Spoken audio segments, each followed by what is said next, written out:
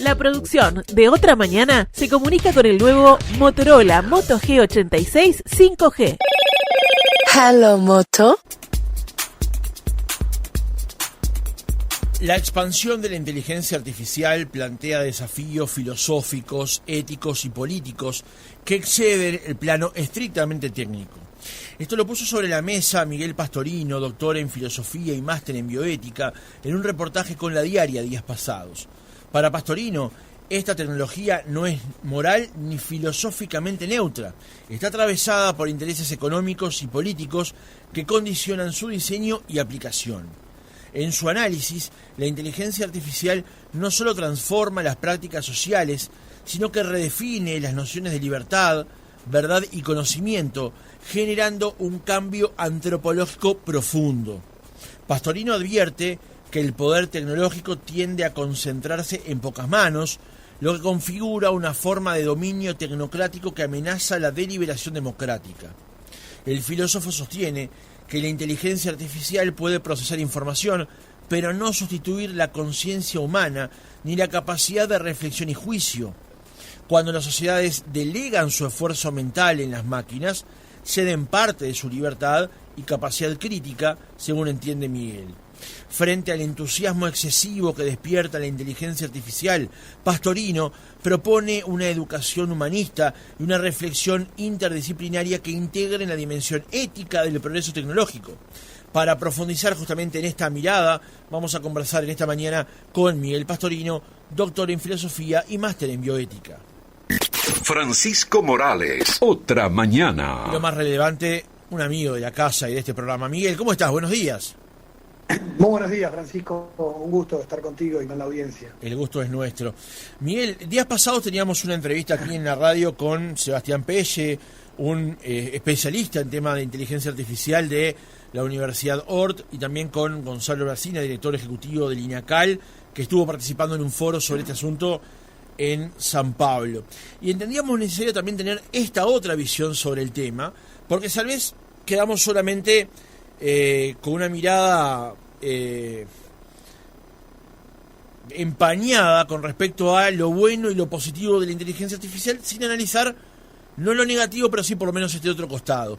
¿Vos desde qué lugar analizás el tema del avance del uso de la inteligencia artificial? Bueno, a ver, mi campo es la filosofía, y la filosofía no hay tema que no pueda abordar, y de hecho la filosofía lo que hace es hacer un abordaje crítico sobre supuestos que tenemos, sobre implicancias de las cosas que pensamos o hacemos. Te lo voy a llevar a otro plano. Por ejemplo, la filosofía política se dedica a estudiar muchas veces los supuestos teóricos e ideológicos que están detrás de las decisiones políticas o las acciones políticas. Entonces, el análisis filosófico de la inteligencia artificial está desarrollándose muchísimo. ¿Por qué? Porque la filosofía hace el ejercicio de preguntarse, por ejemplo, cosas que a veces se dan por supuestos. Por ejemplo, hemos escuchado a políticos decir, bueno, una herramienta es una herramienta, depende cómo la uses. Eso es una afirmación filosófica que da por obvio la neutralidad de la herramienta. Entonces la filosofía viene a preguntar, por ejemplo, y a decir, en este caso la herramienta no es neutra porque está programada. Entonces si está programada tiene un sesgo, y si tiene un sesgo no es neutral. Entonces obviamente que cuando tú tenés un programa que lo estás además instalando y aprendiendo de los usuarios, se adapta a los usuarios. Y entonces va a empezar a repetir el sesgo del usuario. Pasa hoy cuando usás ChatGPT, que como trata de agradarte, va pensando cada vez más parecido a tu gusto. Entonces es una calculadora gigante que se adapta a tus intereses.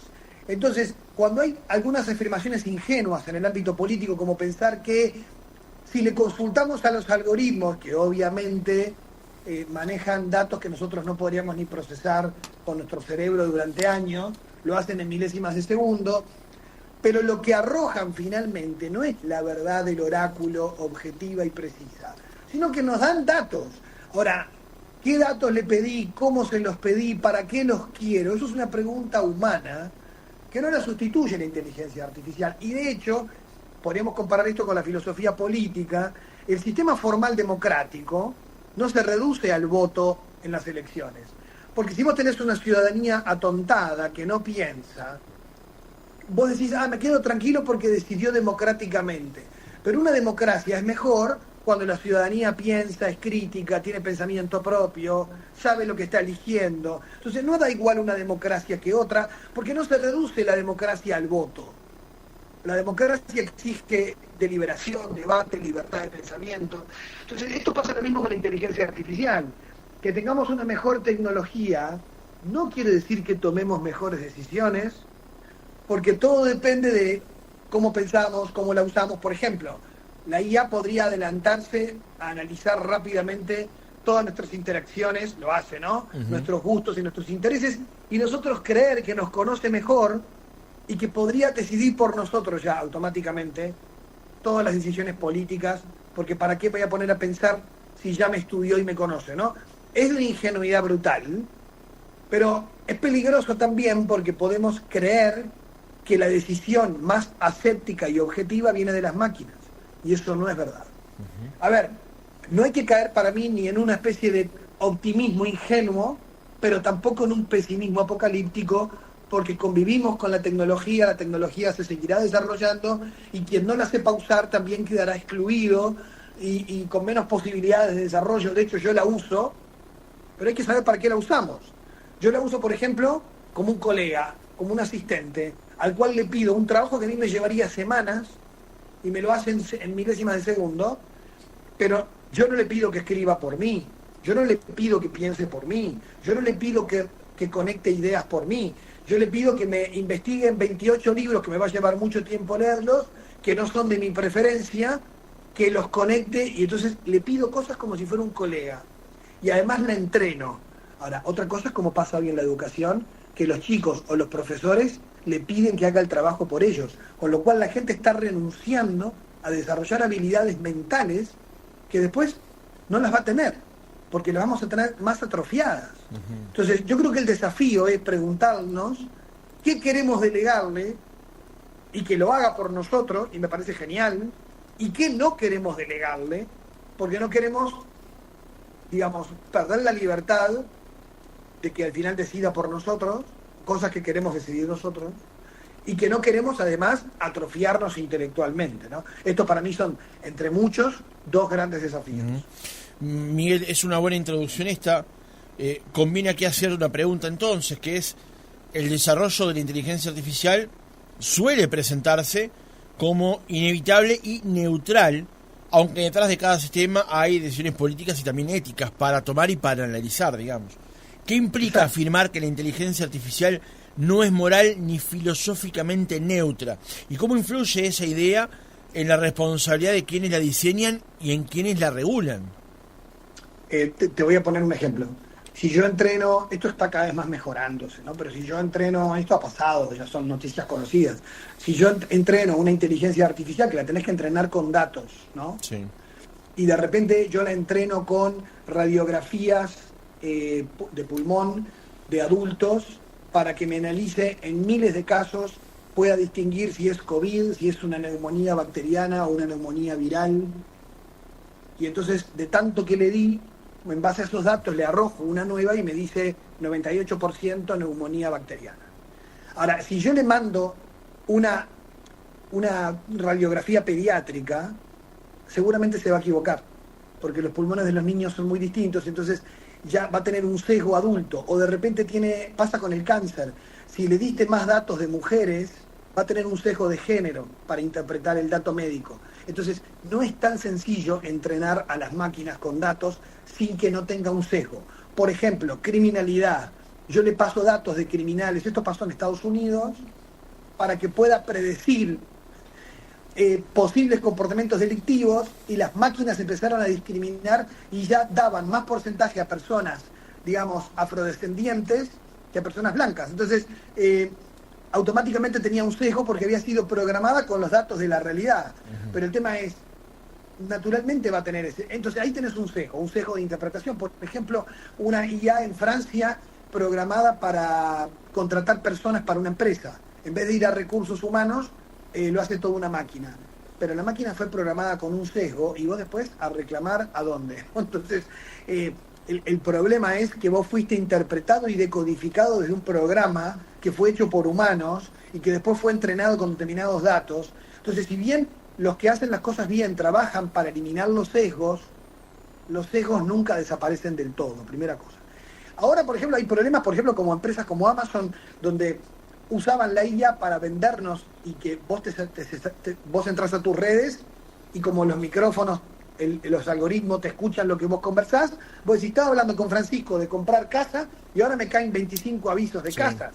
Bueno, esto porque el algoritmo está escuchando y está programado para eso. Ahora, hay gente que están usando la IA para que le compare precios en internet y entonces está haciéndole frente a las propias corporaciones que la usaban, y hay gente que inteligentemente está usando la IA para que en pocos segundos se saltee todas las manipulaciones publicitarias y elija lo que mejor quiere el consumidor. O sea, es súper interesante, por lo cual algunos lo que dicen es lo que necesitamos es una mayor alfabetización digital, por ejemplo en América Latina, una mayor alfabetización, que la gente sepa usar la herramienta para que la use a su beneficio, ¿no? O sea, digamos, el tema es que quien mejor la usa es quien más tiene poder, quien más recursos tiene, y la usa para su beneficio, ¿no? O sea, ahí tenés un sesgo diferencial también, ¿no? Claro. Desde la perspectiva filosófica, Miguel, la educación cumple un rol clave en la transformación del pensamiento crítico frente al avance tecnológico. ¿Qué mirada debemos ponerle justamente al tema del avance de la utilización de la inteligencia artificial en la vida doméstica y general, y en particular cuando hablamos de procesos educativos?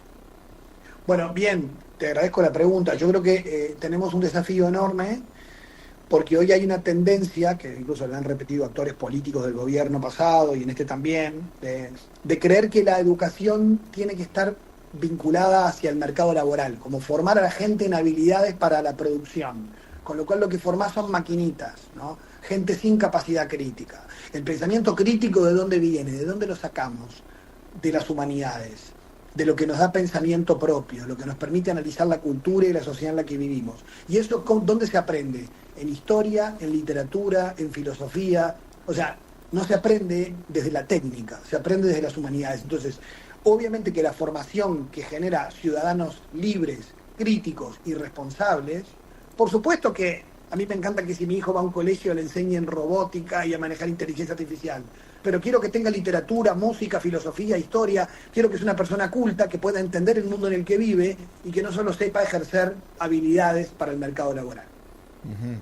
Lo que pasa es que ahí te puedo introducir la variable de si no lo hacemos correctamente, no terminamos por formar correctamente a la persona en las habilidades, llamémosle, duras, y tampoco en las competencias, ¿no?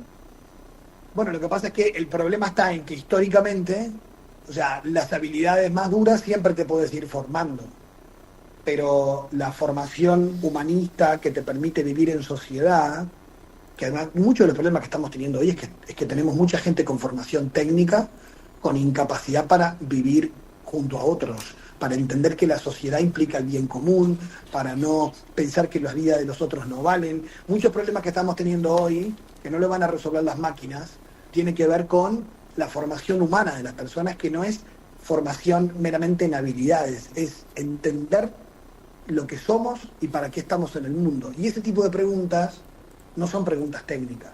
Y muchos podrían pensar que es una pérdida de tiempo, pero es cierto que el problema es que nos colonizan determinados valores, por ejemplo, de productividad. Pero hay cosas en la vida que te hacen mejor persona, aunque no seas tan productivo. Y eso genera una mejor sociedad. Entonces, sin duda que tiene que haber un equilibrio, pero yo entiendo que el equilibrio hoy está totalmente hacia un lado de la balanza, por la desesperación de ir detrás de la técnica. Y en general, mirá lo que está pasando hoy. Muchas empresas están contratando personas que no tienen las habilidades técnicas, pero que tienen visión de mundo, que entienden el mundo en el que viven, que generan buenos ambientes laborales, que entienden, que son empáticos. ¿Y eso de dónde les vino? Gente que leía novelas, gente que gestiona sus emociones. Entonces, obviamente que ese hoy es algo codiciado. ¿Por qué?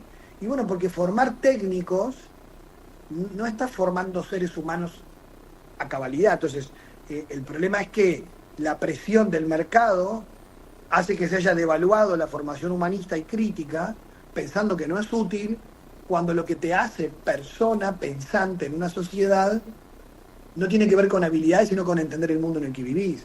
Entonces, los conocimientos universales nos permiten también por ejemplo, pensando en los actores políticos, yo creo que gran parte del deterioro de los actores políticos tiene que ver con que piensan de modo práctico, con que están todo el tiempo pensando prácticamente, y entonces la política nunca eleva, porque siempre está en la chiquita, porque están pensando en lo chiquito, porque no tienen visión de mundo. Entonces, como no hay una visión más amplia, todo se reduce a lo práctico.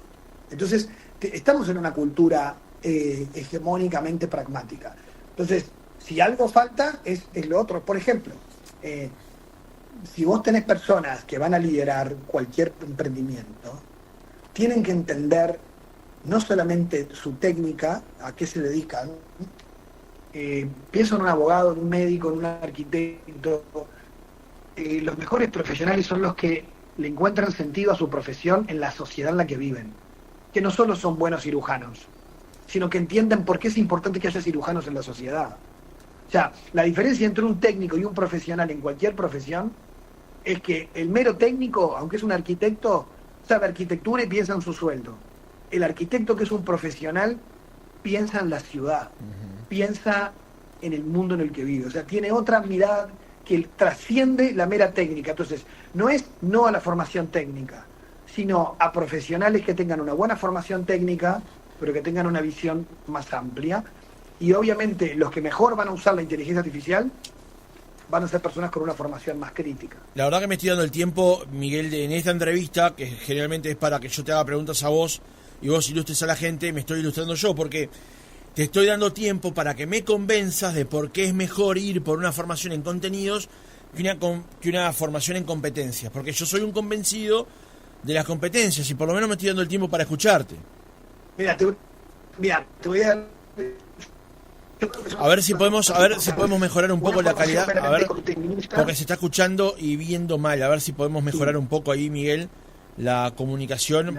Estamos conversando esta mañana con Miguel Pastorino, doctor en filosofía y máster en bioética. Ahora te escucho mejor, dale. Sí, es un tema de la señal. No, yo coincido que las dos cosas son importantes. Una formación meramente contenidista no forma habilidades, y una formación en habilidades no genera visión de mundo. Te voy a poner un ejemplo concreto. En una clase que yo tengo con estudiantes de ingeniería, por ejemplo, estábamos hablando sobre los populismos y las crisis democráticas en América Latina. Entonces yo decía, ¿por qué pasa esto? ¿Por qué tanto por izquierda como por derecha hay gente que prefiere la seguridad a la libertad? En El Salvador, en Venezuela, en Nicaragua, en donde quieras, ¿no? Es decir, ¿por qué?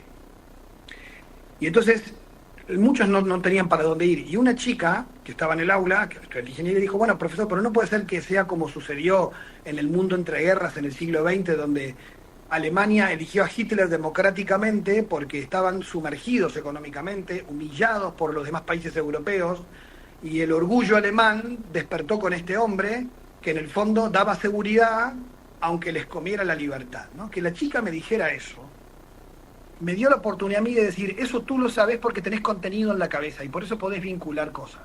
Si la gente cree que si quiere información alcanza con ir a internet y tiene la cabeza vacía, no puede pensar. Vos tenés que tener el contenido en la cabeza, si no, no puedes pensar, porque no podés vincular las cosas, no podés entender por qué las cosas pueden repetirse. Por eso la gente que tiene cultura, en el sentido amplio de la palabra, puede entender mejor el tiempo en el que vive que el que solo sabe técnicas. Porque en realidad, entender el punto de la historia en el que estoy me permite interpretar mejor las cosas. Pasó en la pandemia, lo decía Pérez Reverte, que los chicos que se angustiaban ante la pandemia porque no podían salir y tenían una formación meramente técnica, estaban angustiadísimos de ansiedad. Y tenían colegas de ellos de 22 años que tenían formación más humanista y que les decían en X, en las redes sociales, chiquilines, miren que nuestros abuelos tuvieron la gripe española, no había la sanidad que hay hoy y no tenían wifi, como dicen ellos, no tenían wifi. Entonces estos tipos tenían perspectiva para relativizar el presente y decir, epa, que no es el fin del mundo. Y era un tipo de 22 años que sabe historia. Entonces, claramente, también puede ser muy, digamos, peligroso para una sociedad que la gente deje de pensar por sí misma porque no tenga contenido y confunda, Francisco, formación con información. Obvio que la información está disponible, pero la formación me la tengo que dar yo y es como estructuro mi cabeza. Y no se estructura solamente con habilidades, necesito cosas en las que pensar y necesito contenido. Te pongo otro ejemplo, el uso de Waze o de Google Maps. Yo trabajé en el reparto con mi viejo en la feria, ¿ah? Y para repartir frutas y verduras. Y toda la vida, y hasta el día de hoy mi esposa me dice que si me quedo sin trabajo en la universidad, podía trabajar de Uber sin problema, porque conozco la ciudad, y sin GPS. Eso es una habilidad, pero tiene que ver con un contenido. Entonces, claramente, obviamente que yo uso Waze porque me dice mejores atajos, o si hay tráfico, o me avisa de las cámaras y la velocidad. Ahora, hay gente que si se queda sin Waze y está en 18 y Ejido, piensa que está en Camboya, está en problemas, ¿no? Entonces, yo creo que no es una o la otra. Yo creo que el problema es haber desprestigiado la otra y creer que solo alcanza con formación técnica. Es interesantísimo esto, Miguel, que decís, más allá del intento denodado que haces de convencerme, porque justamente ese ejemplo del Waze fue el que pusieron aquí Pelle y Gonzalo la semana pasada, porque claro, uno puede conocer las calles, puede conocer la mejor forma de llegar del punto A al punto B. Lo que tiene como ventaja Waze es que el ingreso de información y cómo administra esa información te puede decir, mira, este atajo que vos conocés o el por el que querés ir, hoy tiene un problema de que hay una obra, hay un accidente, hay mucho tráfico, exacto, te recomiendo tomar este otro, digamos. Exacto, ¿no? Exacto. Por eso yo creo que el trabajo con la IA es colaborativo. Pero la gente quienes entrevistaste, que son muy buenos, y en mi caso o el tuyo, somos gente adulta que puede hacer las dos cosas. A mí me preocupa que seamos tan ingenuos de creer que la gente que no conoce Montevideo pueda vivir solo de Waze. Porque el problema es a qué estamos dispuestos a renunciar. Yo hoy me encuentro con chicos que no saben historia antes de la pandemia. ¿Cómo van a entender el mundo en el que viven? Aunque tengan, sí, si quiero lo busco en Google. No se trata de información. Se trata de entender el mundo en el que vivís. Cuando lees una novela, no es lo mismo leer el Quijote, por ejemplo, que leer un resumen del Quijote. Porque la experiencia de haber leído un texto tan importante atraviesa emociones y te ayuda a entender al ser humano, que no es dame el resumen. Hay libros que podés resumir porque son de información, claro, pero hay libros que no son de información. Vos lees a Hamlet, lees un texto de Shakespeare, y la experiencia de esas preguntas en tu vida no son un resumen de información. Entonces, el problema para mí con la inteligencia artificial es no asustarse, aprender a usarla bien, pero preguntarnos, ojo, a qué queremos renunciar y qué estamos dispuestos a perder. Yo creo que esta es la pregunta crítica que hay que hacer. Más allá de ese lugar en la Mancha, de cuyo nombre no quiero acordarme, Miguel. Exacto. Acercándonos lamentablemente al final del reportaje, quería introducir dos variables más con respecto al tema de inteligencia artificial que vos pusiste de manifiesto en ese reportaje con los colegas de La Diaria. Y uno tiene que ver con las operadoras, las empresas que están por detrás del manejo de estos datos. Si bien hoy casi todas las grandes tecnos del mundo tienen inteligencias artificiales ya desarrolladas, Google, Microsoft, ni que hablar que la que dio el primer paso, o por lo menos fue la más reconocida, fue OpenAI cuando desarrolló ChatGPT y sus versiones más conversacionales. Vos también advertís un riesgo allí de que hay una gran concentración de poder e información en unas pocas corporaciones. ¿Por qué esa preocupación? Y porque es un monopolio con un poder que trasciende a los estados, a las leyes. De hecho, hay algunos de sus CEO, cuando los han entrevistado, han dicho, bueno, que los estados se encarguen de regular y los filósofos se dediquen a la ética. Nosotros no podemos poner un freno a esto. Y mirá lo que ha pasado. O sea, ellos van por delante porque no hay regulación ni control. Y mirá lo que ha pasado con Roblox, con los niños que se conectan con pedófilos sin saber. Mirá lo que ha pasado con la adicción a las redes sociales. Lo que ha pasado, lo que ha generado ansiedad y depresión en adolescentes.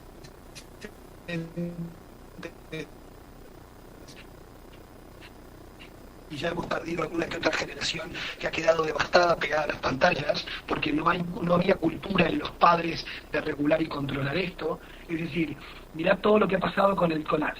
Porque quienes diseñan estas cosas no las diseñan pensando en protegernos, sino en vender.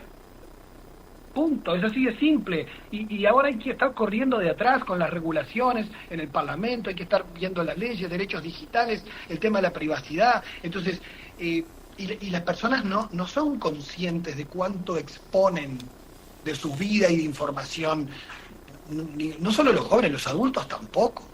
O sea, vos cada contenido, cada foto que vos subís ya no te pertenece, ¿no? Entonces, y estas son cosas que no son nuevas. Pero además, a Mark Zuckerberg, la primera vez que le pegaron, pudo zafar bien. La segunda vez quedó en evidencia y tuvo que pedir perdón, porque está publicado en el laboratorio de Stanford en inglés. Él publica, o sea, que contrata a científicos, neurocientíficos e ingenieros, para hacer las redes más adictivas. Claro. Hay una intencionalidad. Miguel, justamente la otra pregunta iba hacia ese aspecto que marcaste, que tenía que ver con las regulaciones. Recuerdo que cuando empezó todo este debate, sobre todo a partir de ChatGPT, muchos filósofos, por ejemplo, plantearon, bueno, tomémonos un tiempo, tomémonos unos meses, 6 meses, un año, como para poder analizar esto, regular esto y no caer en baches que pudieran perjudicar justamente a la sociedad. Claramente ese episodio nunca ocurrió, nunca hubo tal debate ni tal análisis, ¿no? Y vos ahora planteás que en el mejor de los casos la iríamos a correr por detrás, ¿no? Iríamos a regular algo que ya está ocurriendo y que además va con una dinámica muy profunda. ¿Hay hoy espacio, crees, para una regulación tecnócrata de la inteligencia artificial cuando ya estamos avanzando a los niveles en los que estamos avanzando? Yo creo que tiene que haber, lo que pasa es que esto exige mayor aceleración en los procesos, mayor responsabilidad y priorizar a nivel parlamentario, en los acuerdos internacionales, o sea, requiere que todo el mundo sigue hablando, pero requiere, claro, lo que pasa es que a veces hay cierto temor porque esto cambia demasiado rápido y cuando tenés la regulación pronta ya no aplica a los siguientes desarrollos. Entonces, claro, por supuesto que exige. Yo no creo que nunca logremos algo ideal, porque esto siempre va más adelante y siempre la política se acostumbró a reglamentar con tiempo, porque los procesos eran más lentos. Claro. Con la velocidad con la que vamos, yo creo que más que preguntarnos si podemos o no, es que debemos hacerlo a la mayor velocidad y responsabilidad posible, y no podemos pensar esto solamente, digamos, con la mirada técnica.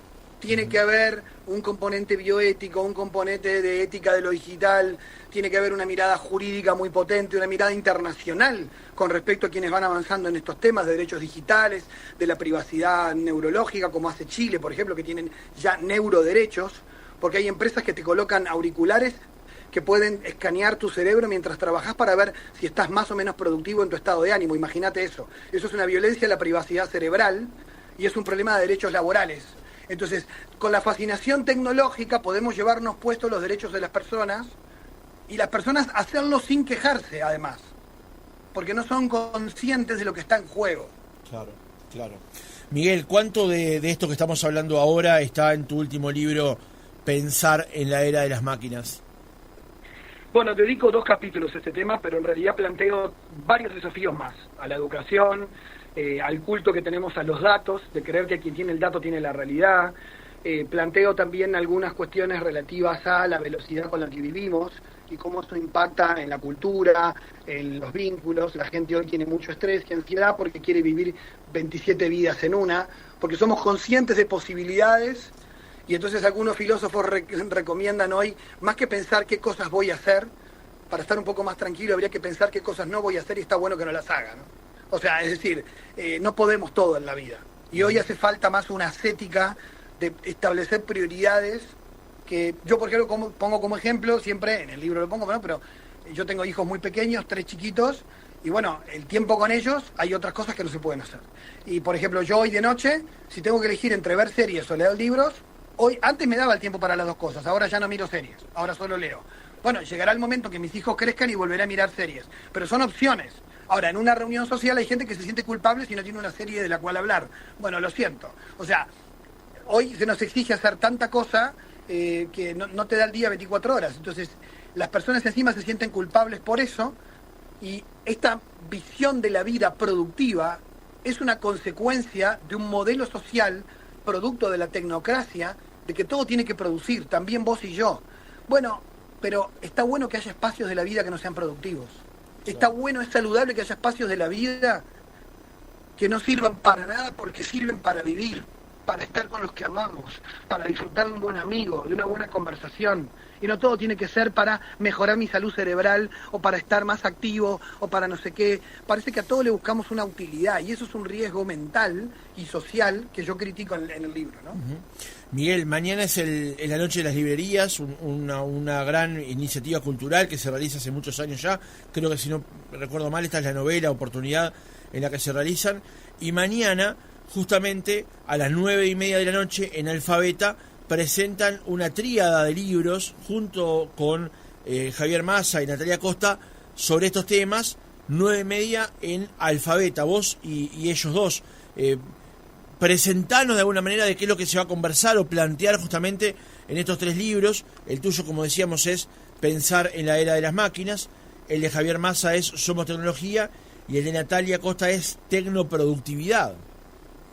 Sí, bueno, es una colección de Penguin, la primera en Uruguay, una colección de filosofía, que saca una editorial con autores uruguayos, que somos nosotros 3 en principio. Va a estar bueno que vayan llegando más. Lo que tiene la colección en común es que es el diálogo entre filosofía y tecnología. O sea, es la tecnología como tema filosófico. Y entonces incluso entre nosotros debatimos, porque no es que estamos de acuerdo en todo, obviamente, como siempre pasa en filosofía, ¿no? Entonces nos peleamos un poco y está buenísimo. Javier analiza que la tecnología no es algo fuera de nosotros, sino que nosotros somos seres técnicos. Esto es una idea muy de Ortega y Gasset, y Javier la lleva hasta la actualidad muy bien, digamos, con un desarrollo muy pedagógico de entender cómo pensamos la tecnología y cómo nos pensamos a nosotros. Natalia Costa tiene una visión mucho más crítica, más dura, con respecto al impacto en nuestra vida y en la mente de nuestro vínculo con las técnicas, con las nuevas tecnologías. Y así los 3 son 3 ensayos breves. Hoy hay que escribir breve, y nos insistió mucho el editor, breve y claro, ¿no? Sobre todo porque apostando a que se lee menos y se lee más bien, digamos, no escribimos para colegas. Los libros fueron hechos, si bien se buscó profundidad, que no fueran libros livianos, pero que fueran accesibles para un público amplio. Uh-huh. Bueno, vaya el saludo para Julián Ubiría en esa tarea también justamente de plantear esa mirada y ese abordaje sobre el tema. Y si bien... y ahora va un reclamo, te hemos perdido un poco a Manos de En Perspectiva, donde prácticamente todas las semanas estás con la mesa de filósofos y a mí me has abandonado. Planteo que antes de fin de año podamos reunir tanto a Natalia, a Javier como a vos en torno a esta mesa para poder conversar de esta tríada de libros. ¿Qué te parece? Con gusto, me encanta el desafío. Y así reparamos un poco la culpa. Miguel Pastorino, doctor en filosofía, máster en bioética, un amigo de la casa y de este programa. Gracias por haber estado otra mañana con nosotros. Un abrazo.